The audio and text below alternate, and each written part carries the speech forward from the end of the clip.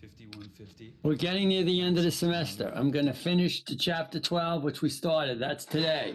The stuff we're doing today and last Monday is on the next test.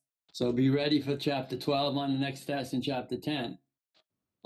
Just quickly, we're coming up on Thanksgiving. Next week, we have a class on Monday. We do not have a class on Wednesday. I will be at the Monday class to give a lecture. The Wednesday class, we're off. So don't come to the Wednesday class. You're only missing one class, though. The following Monday, we're back on again, and we have to finish up. Now, the really good news, we're almost done. We're finishing up. I'm still taking attendance while I'm talking. That's why I'm a little distracted. Okay. As soon as we get back, we'll have a lecture on the special subnet masking. That will be 2 lectures, but it'll be 1 week. And then the only thing we have to do is a review and a test. So the middle of December, there will be a test on chapter 10 and 12 and 13. And today's lecture is on chapter 12. Chapter 12 is Monday and Wednesday. A few of you people missed the Monday lecture. You might want to pay very close attention to how I do it today, because I want to get through as much of it as I can. We probably will not get out early today. We'll probably go right to the end. Okay? The good news, though, if you're getting tired of this, and I think we all are, is we're almost done. Okay? So this is next week is, and the week after is probably the last material, and we're done. All right? So one more time next week, I will expect to see you on Monday. You're not expected to go to class on Wednesday. And I believe that goes to all your Wednesday classes. You have other ones. So you're only missing next Wednesday, and you're not missing it. It's written in the schedule. And then the following week, we come back from Thanksgiving and we finish off. By the time you're sitting under your Christmas tree, the whole semester will be done and you'll have your graded. Is that okay? All right. Having said that, then give me a second while if anybody else comes in, I can't do much about it. Let me do what I always have to do. Who just came in? There we go. Just want to make sure I got everybody.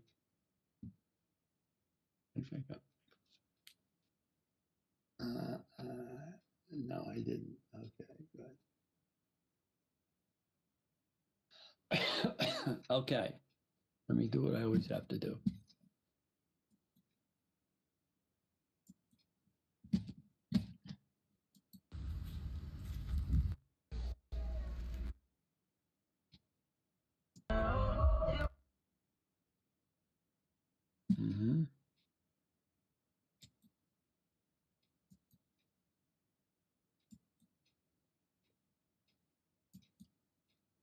Okay, anybody who was missing on Monday, pay close attention because you're going to need everything I do today. And I may do I know how I'm going to do it now, yes. This is not yeah, all right, I'll do the best I can with this. Oh, I remember. All right, we're beginning. And buckle up because we're going right to the end tonight. And we're finishing chapter 12 today. Let's begin. I'm skipping all this. Windows. When Windows is installed, you make 2 accounts. What are the 2 accounts? Users, administrator, and guest. What I mean by that is when Windows is installed, the person administrator and the person guest is there automatically by Windows. You didn't put it in. You didn't decide to put it in. It's just there. You can't delete them. They're always there. The important one, who is the administrator? Second dot. The administrator account has full access to the computer. He or she is the super user, the one who can do anything and everything on the computer. Okay? And you must have one administrator called administrator, and you can't delete that account. Okay? Administrator and guest, those are the 2 accounts Windows makes automatically. Now remember, this is the easy part. The hard part's coming up for those who are here. There's administrator, there's guest. Okay, Professor, what about all these crazy people? Well, we'll find out about them. So I'm skipping all this junk. I'm even skipping this, even though I shouldn't. Now, here's the cuidado. On the other hand, when you install Windows, you get a whole bunch of groups. Now, what do you mean groups? Well, a group called administrators, a group called account operators, a group called backup operators, a group called guests, a group. Well, wait, I don't want those. You got no choice. Windows installs those groups automatically. and you can't delete them and you can't rename them. Now, what you can do, you can ignore them and not use them, but the groups are there. So what are the two users, administrator or guest? What are the groups? Do I have to know all these? Well, let's look at them for a minute. Don't confuse the administrator's group with the administrator person. There's a group called administrators, and one of the first members of that group is the person called administrator without the S. There's a group called administrators, and the first member is the administrator. Now, why is that important? If I put you, Peter Jones, in that group, you become an administrator. If I put you, Peter Jones, in that group, you become an administrator. So I can make other people into administrators by simply putting them in that group. I'm doing attendance, so I hate taking attendance, but I have to do it. All right, so on the other hand, don't confuse guests with guests. This is the guest group. The guest person is the first member of the guest group. That's not that important, I'm just telling you. Let's try the print operators. I don't want you to be an administrator, but I'd like you to, I want you to be in charge of all the printers. You decide who prints where, you give people permissions to print. So I'll put you in the print operators group. Then you can add and delete and manage all the printers if I put you in that group. Now, I don't change your name. You're still Peter Jones. I just put you in that group. So you see what I'm getting at? There's only two users, administrator and guest, but there's a million groups. Well, a million, there's exactly these numbers. The only one I want to talk about for a minute is the account operators group. I'm sorry, not that, the backup operators group. And I did this lecture already, so I'll do the abbreviated version. It lets you back up and restore any file that you don't have permissions to. So you can back up the top secret file of the president. You can restore the top secret file of the president, but if you go to open and read the file, you'll be told, no, you can't read it. Files you can't read, you can still back up and restore, but only if you're in that group. And that's why that group was created, to allow low-level people to have full access to files to back up and restore, but not let them read the files. Now, I want to move on, but you see the problem. The easy part is who are the two users, administrator or guest? Who are the groups? Administrators, account operators, backup operators, blah, blah, blah, blah, blah, blah, blah, blah. No, you don't have to know all these. But they are there, and they are in Windows, and you can't delete them. You can just not use them. When you make a new user, he or she is automatically a member of the users group. Whenever I make a new user, Joe Smith, Peter Jones, they become automatically a member of the users group. All right, let's get through this. Now, profile. I think I did this last time on Monday, but I'm doing it again. It's not nothing to do with the shape of your nose or your chin. Your profile is your desktop. How does your computer look? That's your profile. So when you log in the morning, you've got a certain kind of desktop. You've got certain kind of shortcuts there. How does your computer appear? It's called a collection of personal files. It's your appearance of your desktop when you log on. That's your local profile. Where is it stored? I'm sitting here on my laptop. Where is my profile stored? Right in the C drive of my laptop. Now, here's the cuidado, this too. If I'm at Bergen, I might want to log in away from my office. That would be a roaming profile. Yes, in my office on the 3rd floor, I get my profile. Just like in my apartment here, I get it. But if I log on a different computer than this, the profile doesn't follow me.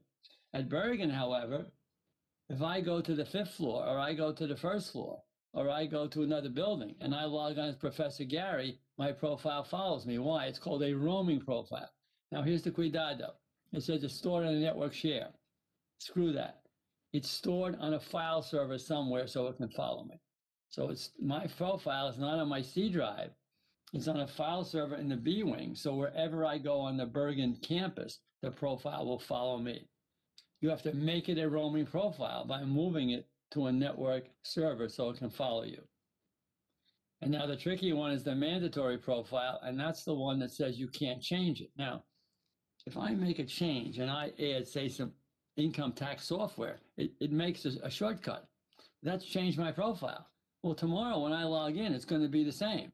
And now if I add a video game, it's going to change my shortcut. Tomorrow when I log in, it's going to be the same. That's a non-mandatory profile. Any change I make, it saves. If at Bergen they didn't want me to change my profile, they don't want me to make any changes, that would be mandatory. Discard the profile changes. So when I logged off, any changes I made to my desktop or screensaver or shortcuts would be discarded and thrown away. Big cuidado. Listen to me for a minute.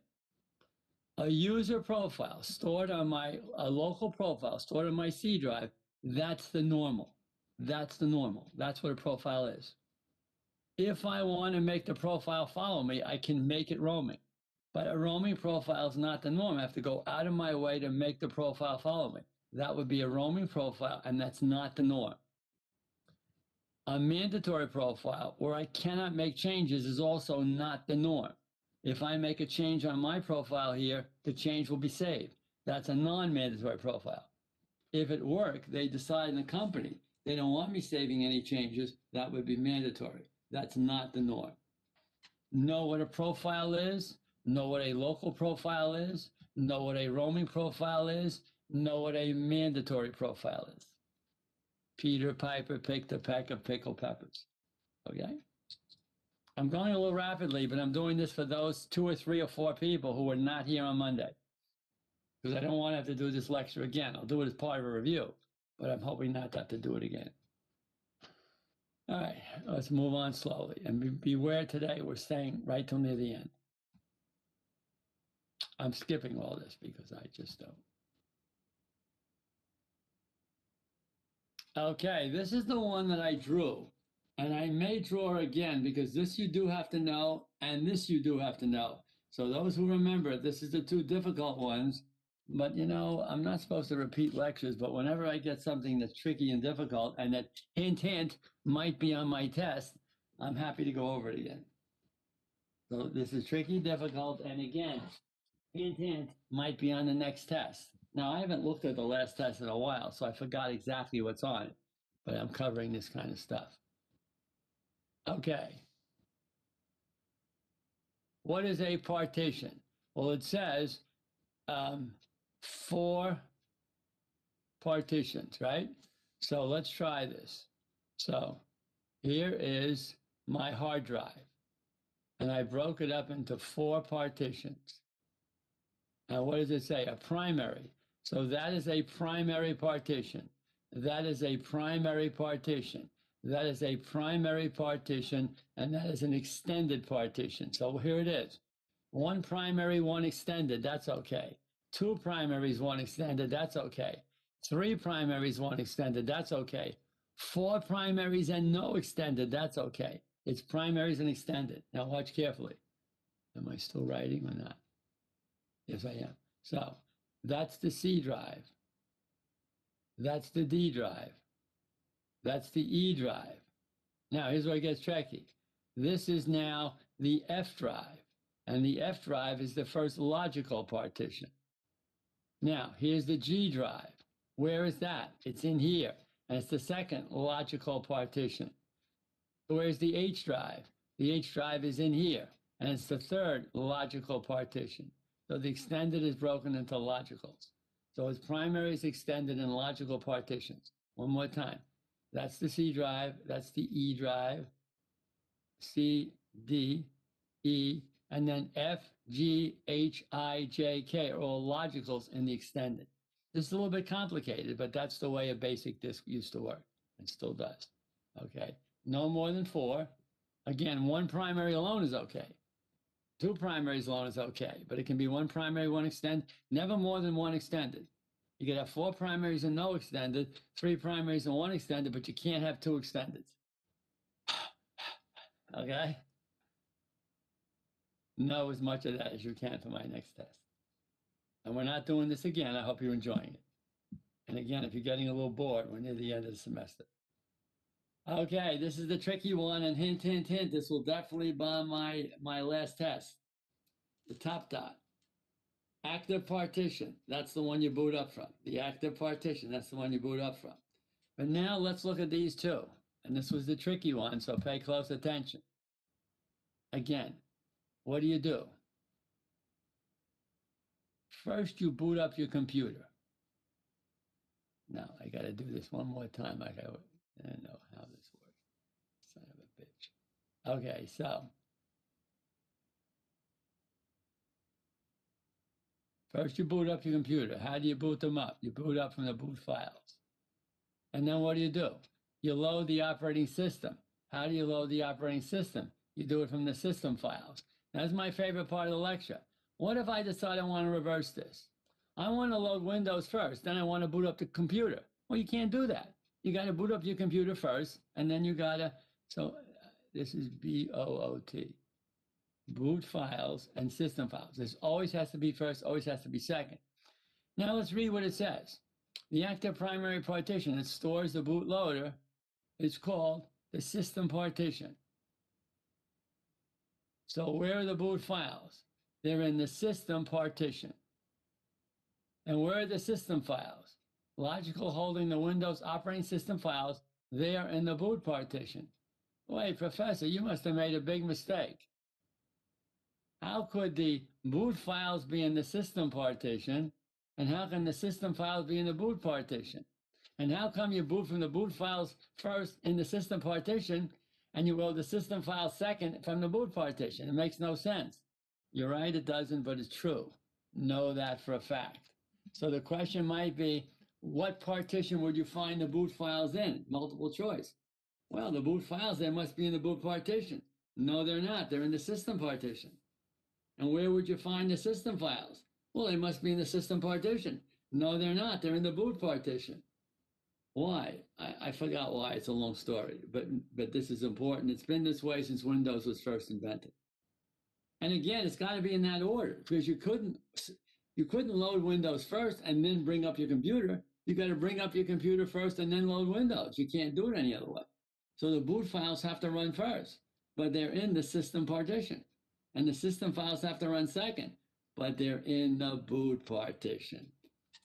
My favorite expression, Peter Piper picked a peck of pickled peppers. Okay? Do you have to know this stuff? Yes. It's a favorite question on my test, hint, hint, and it might be a good question on their test. To see who studied and who didn't. All this stuff is very old. It's been around, again, longer than some of you were alive.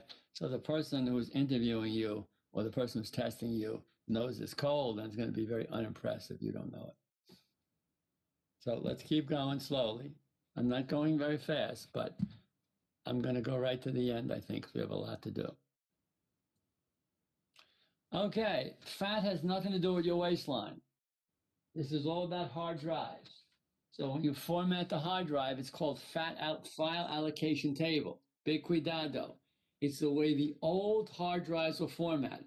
Now, Windows 10 and Windows 7 and Windows are all FAT compatible, but they don't use it anymore. It's the old way. You formatted a hard drive to use the old Windows. What old Windows? Windows 3, Windows 95. You use this in the old Windows, okay? And why do we get rid of it? Well, they talk a little bit about partition sizes. I wouldn't worry about that. These had small partition sizes. These had big ones. We got rid of it because it doesn't do much.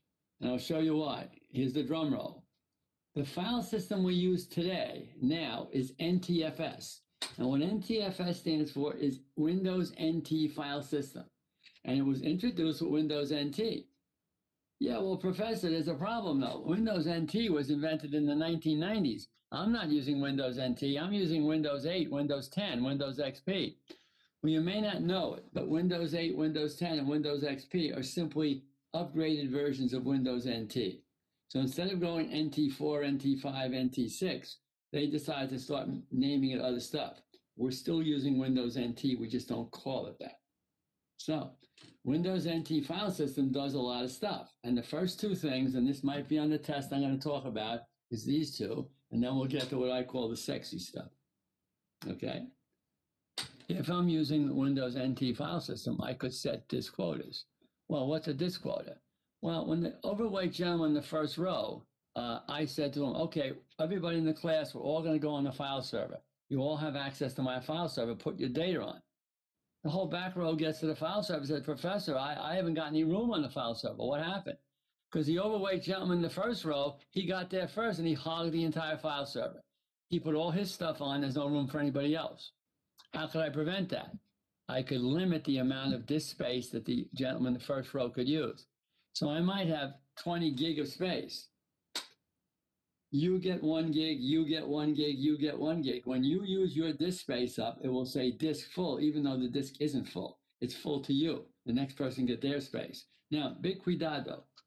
Just because I'm using NT doesn't mean we have this quotas automatically. What we have is the ability to set them if you want to. So do many computers use Windows NT and not have disk quotas? Yes, they do. But if they wanted to set them, they could. So when you're using NTFS, you could set a disk quota. If you're using FAT, you wouldn't be able to do that at all. Okay. I'm going to skip down to this one, file compression. If you wanted to, you're running out of disk space. Well, I got to buy another hard drive. Instead of doing that, why don't you just compress the files you have? Well, how do I do that? Well, if you're using NTFS, you can simply say, would you please automatically compress my files? That will compress all the files you're not using and it'll give you more space. Does NTFS automatically compress files? No, it doesn't. It doesn't bother. But if you wanted to ask it to, you could and it would. See what I'm saying? So if you wanted to have compress the files, you could or you would. You don't have to, but you could. We're going to talk about shadow copies when I do next week's lecture. We're not going to talk about them now. Okay? But it can do all these other things. I just want to talk about that. So you say, okay, we're not using FAT because we can't do those things, and we are using NTFS because we could set disk quotas, which we want to know for my test, hint, hint, and we want to know what file compression is. That's the reason why. Well, yes and no. There's a much bigger reason for using NTFS in these two, or these four, really. What's the bigger reason? I'm going to shamelessly skip ahead. And that is, if you're using NTFS, you can set permissions. And here it comes. Okay, people, I'd like you all to put all your data on this file server because it'll make the network easier to do. And everybody's putting their data on a file server. The young lady in the back row says, wait, professor, I'm not putting my data on your file server. Well, why not, madam? Why are you objecting? Well, I got a lot of stuff that's very confidential. And I don't want these idiots in the class reading it. I'm going to keep my files on my own computer if you don't mind. Okay, I'm not going to force you, but I'll make you a deal. If you'll put all your files on the file server, I'll make you a deal. You can decide who can see them and who can't. So for instance, if you like the front row, you can give the front row read permissions to all your files. But let's say the back row you don't particularly like. You can give them no permissions at all. That means if they have no permissions at all, the stuff will be on the file server, but they can't see it. Now, the front row you gave read permission. Why? You don't want them writing a lot of junk in your files. But one person over there is your assistant. You want her to be able to upgrade your files. So you would give her both read and write. So now she could read and write your files. These people can only read your files, but these people in the back row, they can't even see the files at all. Who made that decision? You did. If you're using NTFS, you can assign permissions to files and folders. You can restrict who sees the file, who sees the folder, and not only who sees them, but what they can do with them. Somebody could read them and not write to them. Somebody could read to them and write to them. Modify means the ability to delete them and rename them. So somebody could read them and write to them and delete them and rename them. You only give those permissions to someone you trusted implicitly. But you can only do that if you're using NTFS. Now, I got a better one for you. You've got a computer at home. Well, that computer isn't a server. That computer is a regular computer. And what are you running? You're probably running Windows 8, Windows 10, Windows 7. And I can guarantee you're running NTFS. If you wanted to, I don't see why you'd want to, but if you wanted to on your computer, you could restrict people by setting disk quotas. You say, well, mine isn't set up for that. It's not, but you could do it if you wanted to. And if you wanted to, you could compress the files on your computer when you're not using them. Wait, I'm not doing that. But if you wanted to, you could. I got a better one. Encrypting file system. You could encrypt the files on your computer, encode them so nobody else could read them. Well, I'm not going to bother with that. Well, you probably shouldn't if it's your home computer because this takes a lot of extra time. But if you were some kind of crazy person and thought you were being spied on by the Martians and you wanted to encrypt your files, you would be able to if you wanted to. Because why? Using NTFS. But here's the big one. Give me a drum roll. If you wanted to, on your home computer, you don't have to, you could set permissions to all your files and folders for anybody in your household, anybody else who uses your computer. You can read this. You can read and write to this. You can't see this. It's not set up that way right now, but if you chose to do it, you could go in and do it. Now, this is not a Windows class, so I'm not going to we're not going to do keystrokes on this because I don't frankly care what the keystrokes are to do it. We want to know that this could be done if you're using NTFS. And that's very important. It's the reason why NTFS is so great. My point is this. It's meant to be used on servers, so you can set permissions on servers. But it's not limited. If you have one on your own computer and you want to set permissions, you could. If you want to set a disk quota on your own computer, you could. If you wanted to set file compression on your computer, you could. If you wanted to encrypt, you could. Okay, because why? You're using NTFS. Because why? You're using Windows 10, Windows 8, Windows XP, Windows 7. You're all using some version of the NT file system. Good, we're in good shape. We're 3:45 or so. I'm going to keep going. We'll get out of here by 4:15 or so, but I'm going to finish this chapter today. And I'm not doing this chapter again, except in a review, and you will have this stuff on the test in the middle of December. Okay, we're moving on to Linux. I'm not pushing this. Linux uses these file systems, ext3, ext4, ext3 and 4 are the Windows file system. I suppose I should do it, but this is not really a lecture on Linux. And I got to tell you, because we're online, I've shamelessly cut out a lot of stuff just because we're online and we're not together and I can't write the stuff down. So I'm doing an okay job. Okay, this is another tricky one, and I'm going to draw again. Okay, let's go. SMB and NFS. So here it is. I've got a Windows client, and there is a Windows server. I'm the client, there's the server, Windows to Windows. The dominant file sharing protocol is SMB. Windows client to Windows server uses something called Server Message Block SMB. Okay? A Linux client to a Linux computer, here's a Linux server and here's a Linux client. I use something called NFS, Network File System. Now I could draw, I don't want to draw here because it's too tricky, but Windows to Windows SMB, Linux to Linux NFS. Know that. Okay, we're going to skip ahead. I should do this. I don't know if I want to, but I'm going to. Let's talk about this one for a minute.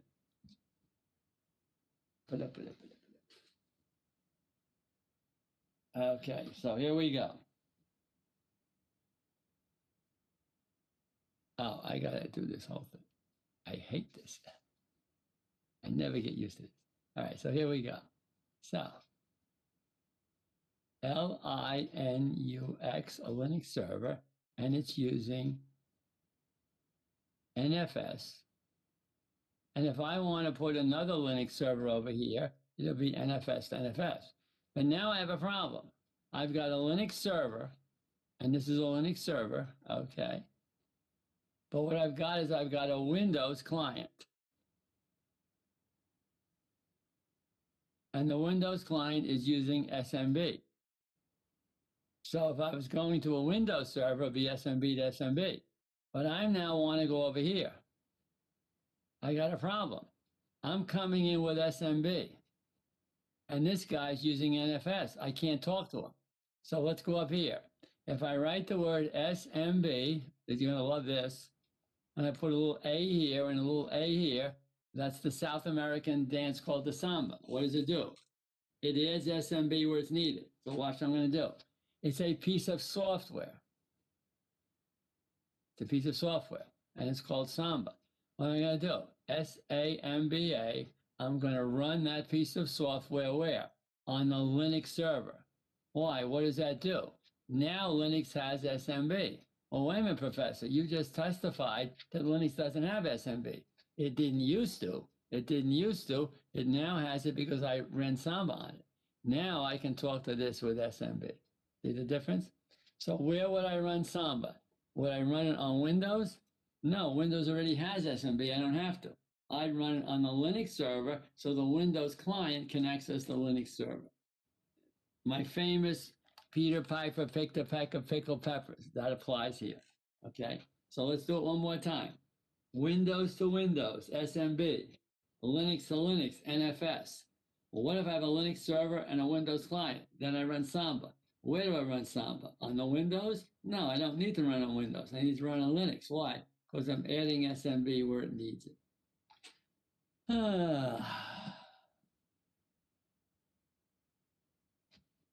some of you are seeing this twice, some of you are seeing it once, but I don't feel guilty when this is hard stuff.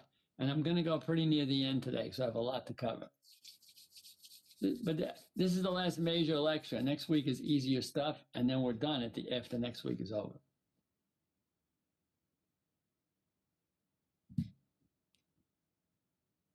Okay, now this one is a sort of a disaster, and I got a problem. I'm going to explain this to you. And what I used to do is I used to bring it up on my computer. It turns out that if I do, you don't see what I see. So I just have to talk it out. It's very hard. But let's talk about Task Manager, Event Viewer, and Performance Monitor. And I think the one that's on my test is this one. So here it is.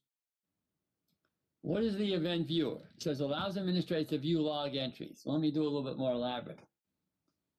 You've got a computer at home, and you've been working on it for, maybe you owned it for a year or two. Did you know your computer at home is logging a lot of stuff? The system log on your computer at home is constantly logging everything you're doing. You say, hey, could have fooled me, Professor. I never saw it logging anything. Yeah, that's because you never looked. Now you got another one. Professor, I don't want it to log my stuff. How can I turn it off? You can't. It's going to log what you're doing, period. But I don't like it. You're stuck. Well, wait a minute. I've never seen it. How would I know that it's there? You wouldn't. What you have to do is turn on the Event Viewer. So here it is. The Event Viewer would allow you to look at the log entries on your computer. You can't turn the log entries on or off. What you can do is turn the Event Viewer on or off to see them or not see them. Now, I take that back because I don't want to give a big lecture. The application security log, they're optional. You can turn them on or off by certain settings. The system log is on all the time. Your computer at home is doing system log stuff, and you have no choice. Now, what I would generally do here is I would turn on the Event Viewer and show you what it is. But every time I've tried to do it, I can't, it doesn't share right, I can't see it. So I'm just going to go to this slide here. There is a fictitious Event Viewer, and you'll notice you've got information warning error. This says the computer did this at this time, the computer did this at this time, the computer did this at this time. But this one says the computer did something at this time, you got a problem. And you probably can't read it. This is called an error. It said at this exact time, the computer found an error and couldn't do something it should have been able to do. And you say, does my computer ever have errors? Probably it does, and you just don't know about them. Well, why don't you know about them? You never turned on your Event Viewer. On a test, what's the purpose of an Event Viewer? To view events. Or what kind of events? To view log events or log entries. The Event Viewer is simply a way to view log events or log entries. And because we're so truncated, I'm not going to give the lecture on how the application security and setup log differ. The standard log is the system log. And if we were in class, I could bring this up on the screen and you could see a real Event Viewer, but I don't know how to do it remotely. I've tried it twice and it just doesn't work. Okay. Performance Monitor.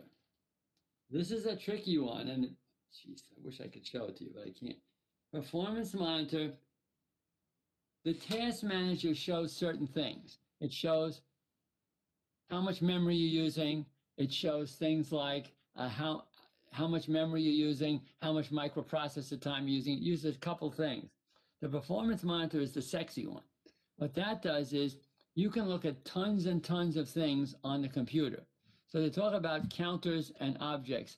Oh, they don't show it. I wish they had a slide that showed it. Screw this. All right, there's no slide that shows it. Okay, let's try it. An object might be memory, and it might be percent memory usage, percent cache management, percent this. An object might be CPU. It might be percent CPU usage, CPU tracking, percent CPU faults, that kind of stuff. There's a whole bunch of subcategories on the CPU, a whole bunch of subcategories on the hard drive, a whole bunch of subcategories on the memory. And you could track 10, 20, 30, 40 items that your computer is doing by customizing Performance Monitor. What are you doing? You're monitoring the performance of your computer. By the way, all computers have this. If you go home, you could turn on Performance Monitor and it would be really amazing to see what you track if you wanted to. Now, you don't want to leave it on all the time because when you're tracking all these things, you're slowing down your computer. So the way Performance Monitor works is this. this computer is very sluggish. It's got a lot of problems. Could you look at it? Well, I think such and such and such and such and such and such might be happening. Let me see. I'm going to turn on Performance Monitor and I'm going to look at these 20 items. And I'm going to leave them on for, say, a few hours or even a few days. Is that going to slow my computer down? Yes, it's going to slow it down a lot. But I'm looking for a problem. And then I'm going to watch these things. And then I say, aha, this is bad. Aha, this is doing this. Aha. And then when I straighten out what's wrong, then I would take Performance Monitor and shut it off, and the thing would work fast. So let's try it again. If I had a problem, I turn on Performance Monitor. I would select the counters and objects I want to look at. And just because I could look at 100 of them, I wouldn't do that. I'd look at 5 or 10 of them because they're the ones I want to look at. And I'd look at them long enough to figure out my problem. Once I figured out the problem, I try to straighten it out. Then I turn Performance Monitor off. Why? Because when you're tracking performance, you're slowing down your computer. What am I doing? I'm monitoring the performance of my computer using count objects and counters. Okay, we're not done, but we're near the end. No, never mind that. Okay, this is the part of it. Now be careful. I'm going to skip the backup part. I'll tell you why. We're going to have a very detailed backup lecture. I assume you're all going to keep coming to class. Starting next Monday, we're going into chapter 13. And chapter 13 is going to be a very detailed lecture on backup. So I'm going to skip the backup part right now. Other than to say, we want to back everything up. Other than to say, we want to back everything up. Okay? But here's my lecture, and we're going to finish when this is over, but it's going to take me 10 or 15 minutes to do it.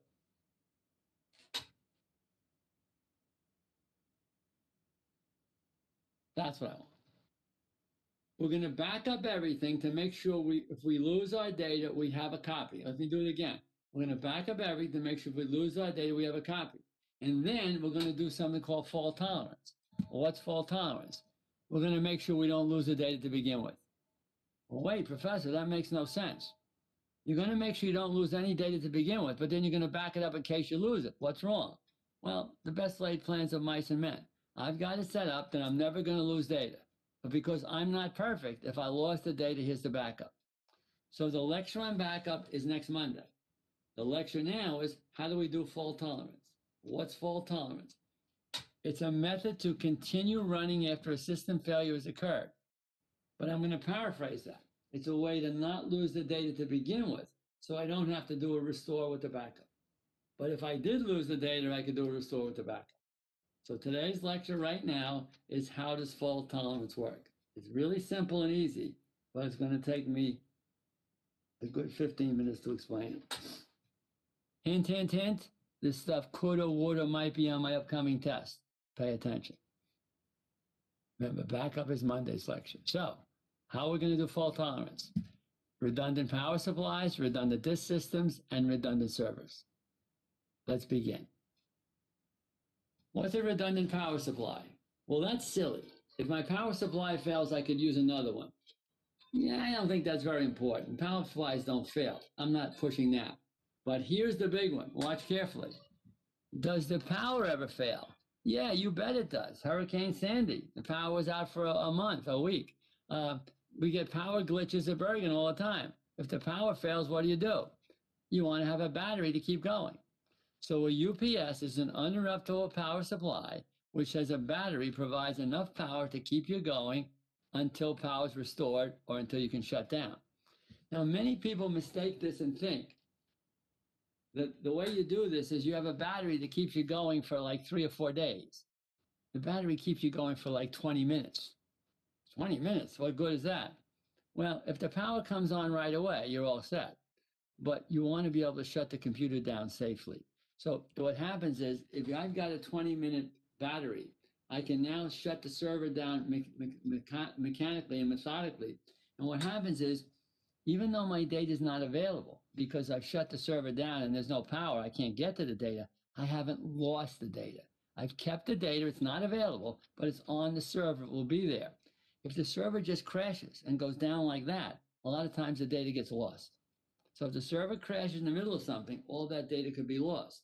If I can power the server down mechanically, the data is not lost. It's not available because I haven't got power, but at least it's not lost. So a UPS is an uninterruptible power supply with a battery that keeps you going for a few minutes to do an orderly shutdown so you don't lose your data. Okay? The lecture's over, right? Well, wait a minute. You didn't lose your data. That's pretty good. Okay? This is the sexy part, and I'm going to write down. I'm going to write. So I also could lose my hard drive. What am I going to do about that? Here we go.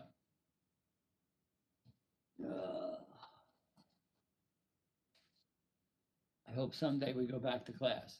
So let's take this mirroring, which is the easy one.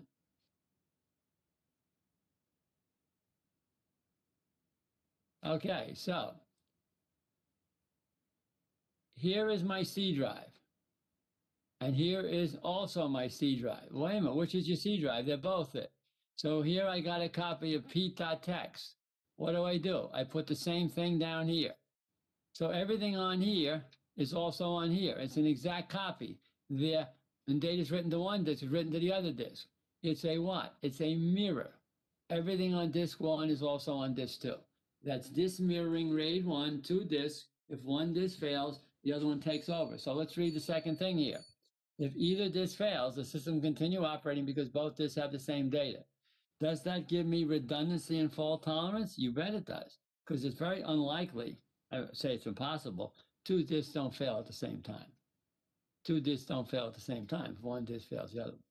But we got a big problem, and here's the problem. This guy is only 50% efficient. Why? Everything I put here, I got to have a copy here. If this is a 10 gig or a 40 gig hard drive, I need another 10 gig or 40 gig hard drive here. It's only 50% efficient. Does it work? Yes. Does it keep me from losing data? Yes. But my boss says, that's a lot of extra disk space just to not lose data. Could you improve on that? Sorry, I can't. Well, now let's try the sexy one. Disk striping with parity. What I'm going to do with this guy here is, that's the C drive. That's the C drive. I'm a terrible artist. So I've got 5 hard drives, and they're all the C drive. You say, wait, so you're telling me, Professor, you're going to put a copy over here, and you're going to put 5 copies on there? No, that's ridiculous. Here's what I'm going to do. I've got a file called pete.txt. Here's chapter 1. Here's chapter 2. Here's chapter 3. Here's chapter 4. What's here? Oh, that's probably chapter 5. No, this is what's known as parity information. Error checking stuff. Now, I've got a thing called joe.txt. Here's chapter 1.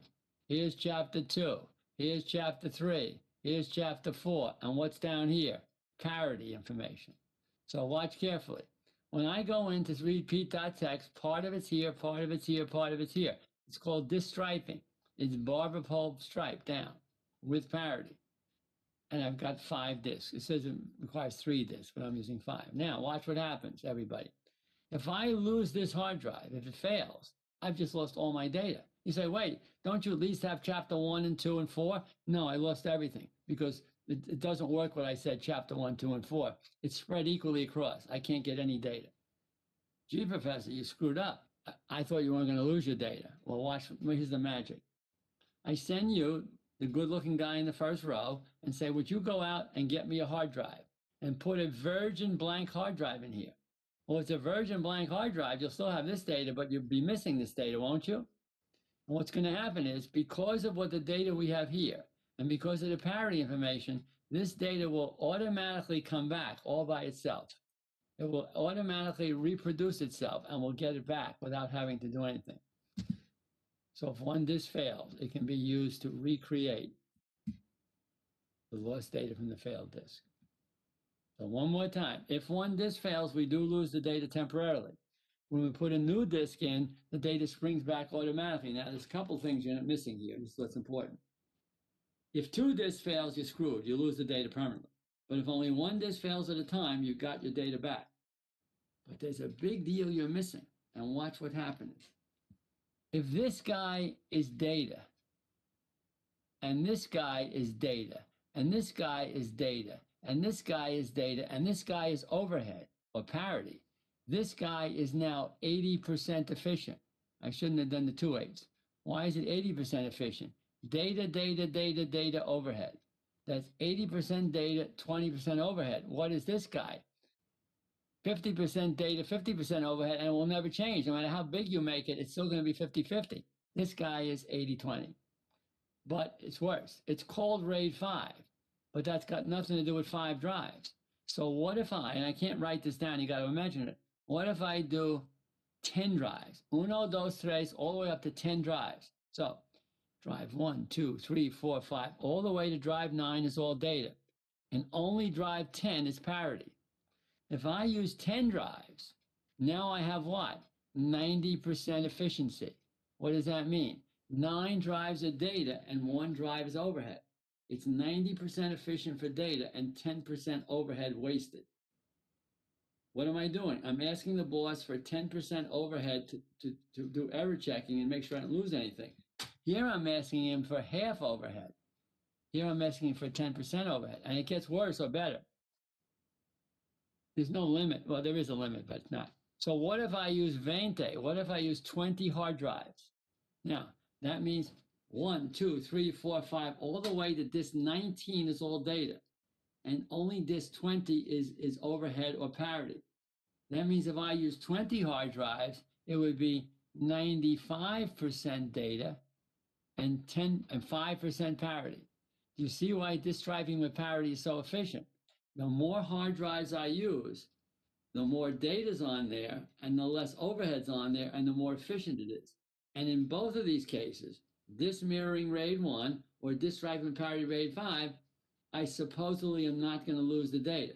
Now, in this case, I don't lose the data to begin with because one disk takes over. In this case, I do have to replace the one bad disk. When I do, the data springs back automatically. I don't need to do a backup restore. It just springs back automatically.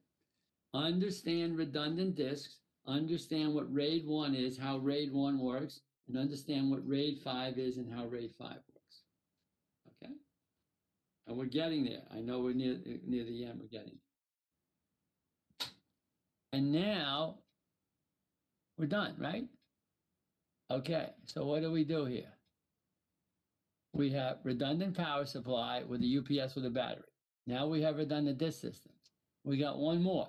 We got one called server clustering. Okay, so here it is. Server clustering. Instead of having 2 hard drives, and son of a bitch. Stop. I'm going to have a bunch of, this guy is file server 1. And you know what? This guy is file server 1. And you know what? This guy is file server 1. So wait. If that guy's 1, why isn't the other guy 2 or 3? No, they're just copies of file server 1. Well, the failover cluster says one server is the primary and the other one standby. If the primary fails, the standby takes over. So I do all my work here, and if this guy fails, I simply move over to here because they're the same stuff on it. But the much better one, people, all you intelligent people, is this guy, load balancing.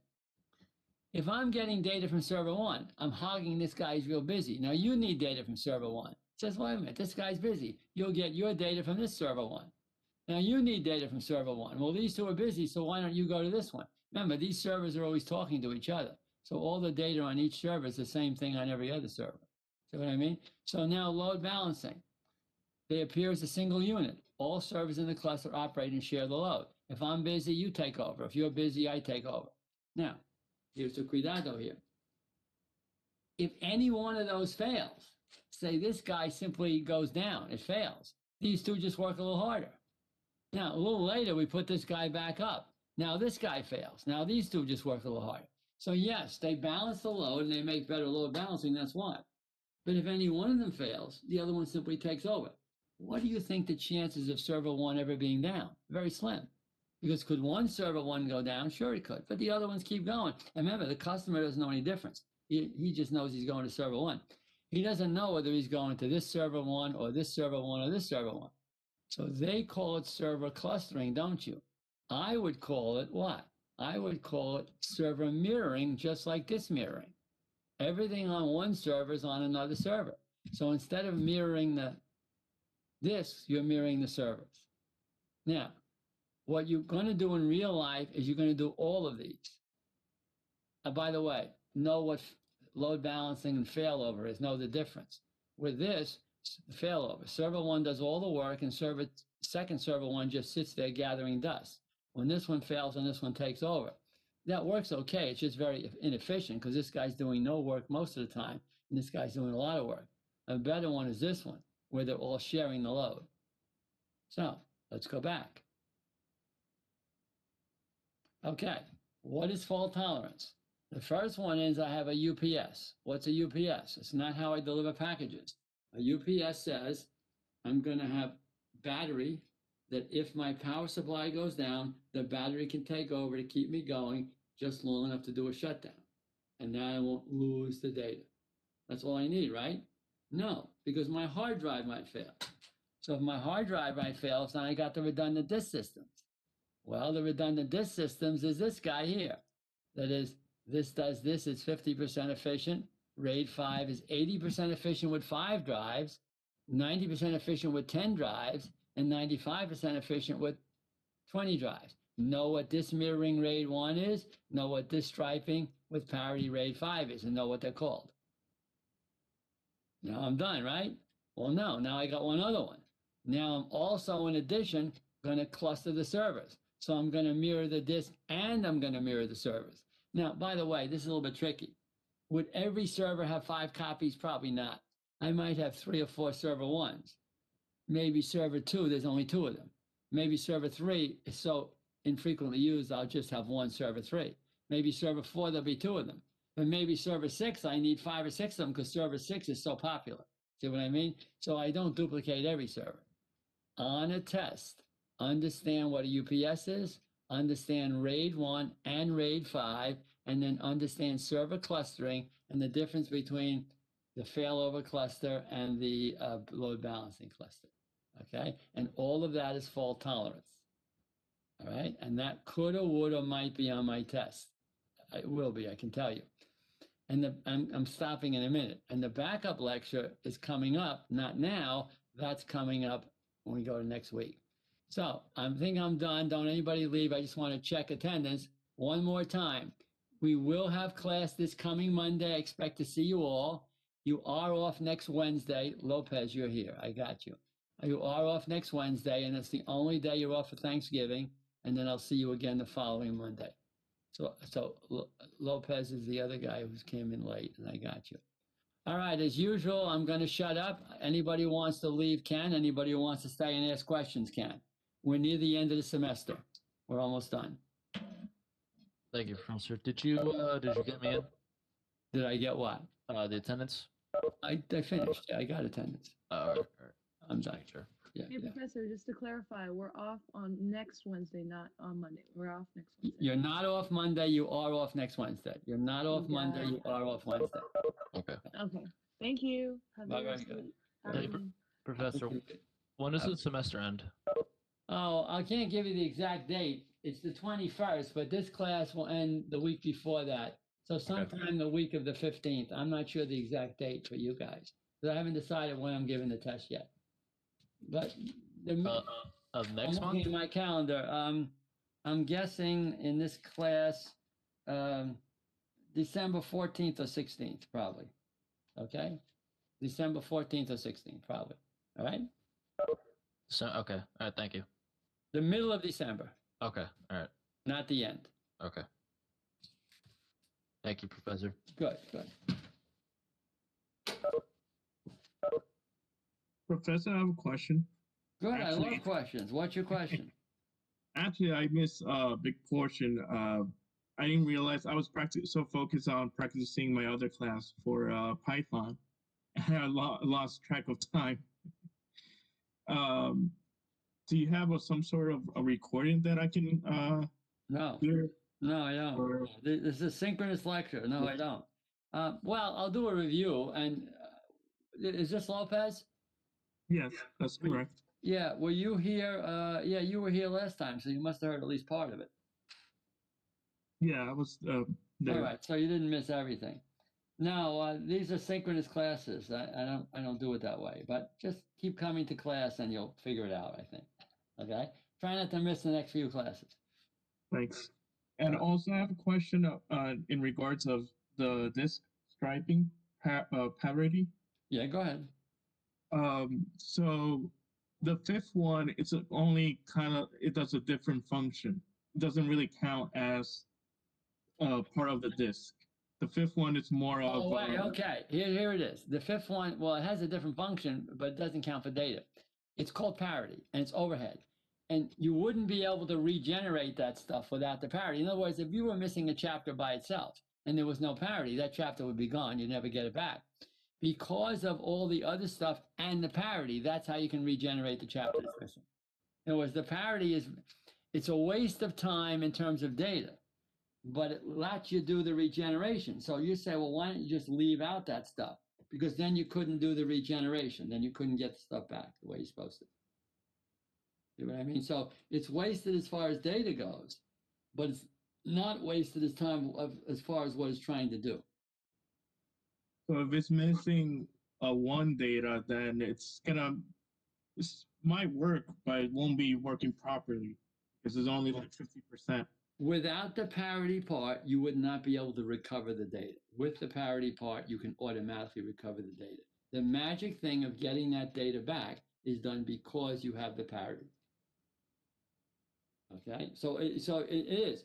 It's a waste of time as far as actual disk space goes. But most people think it's valuable because it gives you the ability to get it back. Now remember, with the RAID mirroring one, 50% data, 50% overhead, you're always wasting 50% of the space. You can't do much about it.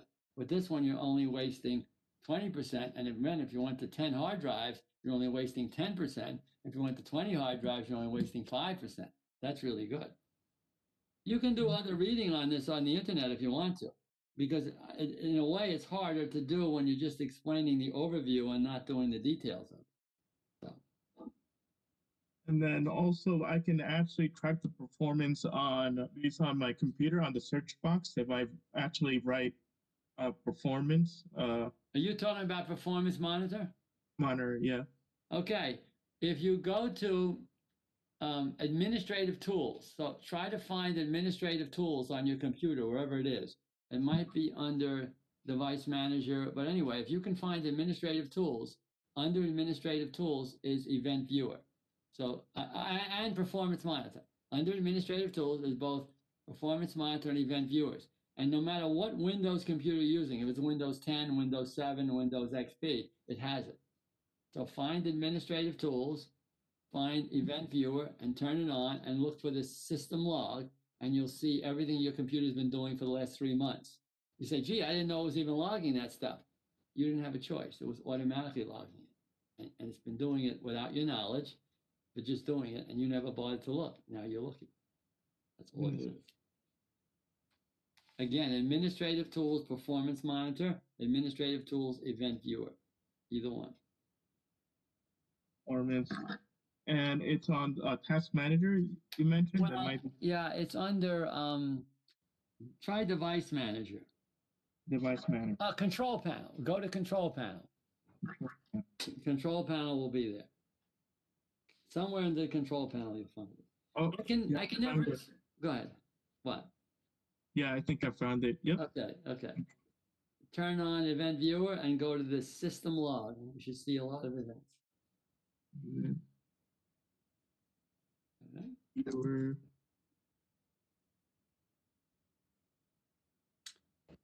Oh, find it. Administrative. Yep. Administrative tools and Event Viewer, and turn it on and find the system log and click on that. Lopez, you should be teaching this class. You're a genius. No, far from it. You know what? Here's my problem. I tried in the other class to demonstrate it, and they said, Professor, you're just seeing a blank screen. So I don't know how I can bring it up and share it. If I could have done that, I would have done it. And in class, I always did it that way. I don't know how to do it this way. So, could I share my screen? I'm not seeing your screen. You could if you tried. I don't see it right now. Yeah, I see it now. It says Joel Lopez is starting to share content. Yeah, now go to Event Viewer. I can see it. Three lines up. You're on the Performance Monitor. I see Event Viewer. See it? Right there. There's Event Viewer. Now click on that. Click on it. Double click or whatever. Open it. Yeah, the circle's going. It should be opening. So the event viewer, and then go to the system log, and you should see it. I don't know why it's taking so long. I don't know why I can't do that. Maybe I'll try it next time if I want to waste the lecture. Oh, I know why. The next lecture's short. Lopez, remind me to try to do it. That's maybe the secret to, I'm seeing yours. I don't know why they couldn't see mine. You can't see. What do you have chat? It says share. No, I can share the PowerPoints. I should be able to share that. So maybe I'll bring it up and try to share it separately. Anyway, I don't know why yours isn't coming up, but if you double click on that event viewer, it should open up. Nice. All right. So All I right. got a little field of practice. Yeah, have a good time. Go play with yourself. Enjoy it. Thank you so much, Gary. Have a great one. My pleasure. See you next time.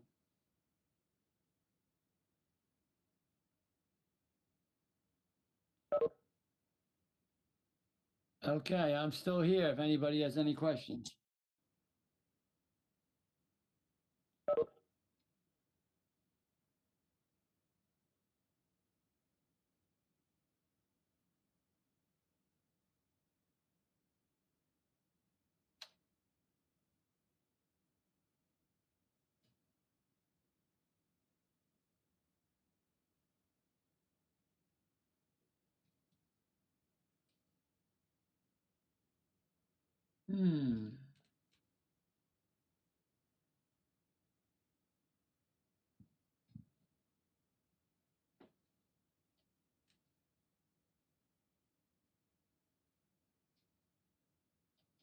Yeah.